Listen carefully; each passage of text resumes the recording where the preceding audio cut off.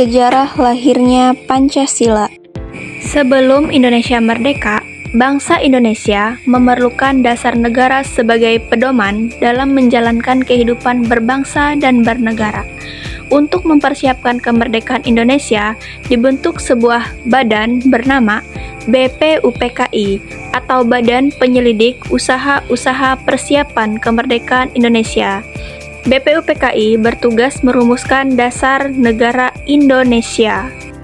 Sidang pertama BPUPKI dilaksanakan pada 29 Mei sampai 1 Juni 1945. Dalam sidang tersebut, para tokoh bangsa menyampaikan usulan mengenai dasar negara Indonesia. Beberapa tokoh yang menyampaikan usulannya antara lain Muhammad Yamin, Soepomo, dan Insinyur Soekarno.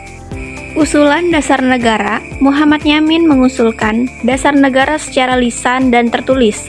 Dalam sidang BPUPKI, Soepomo menyampaikan gagasan tentang negara. Insinyur Soekarno menyampaikan pidato tentang dasar negara. Usulan tersebut menjadi dasar dalam merumuskan Pancasila. Pada tanggal 1 Juni 1945, Soekarno menyampaikan pidato mengenai dasar negara Indonesia. Dalam pidato tersebut, beliau mengusulkan dasar negara yang kemudian diberi nama Pancasila. Tanggal 1 Juni kemudian diperingati sebagai hari lahir Pancasila.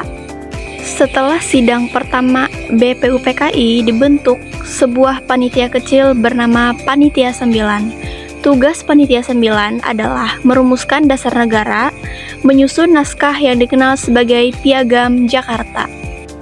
Pada tanggal 22 Juni 1945, Panitia 9 berhasil menyusun Piagam Jakarta.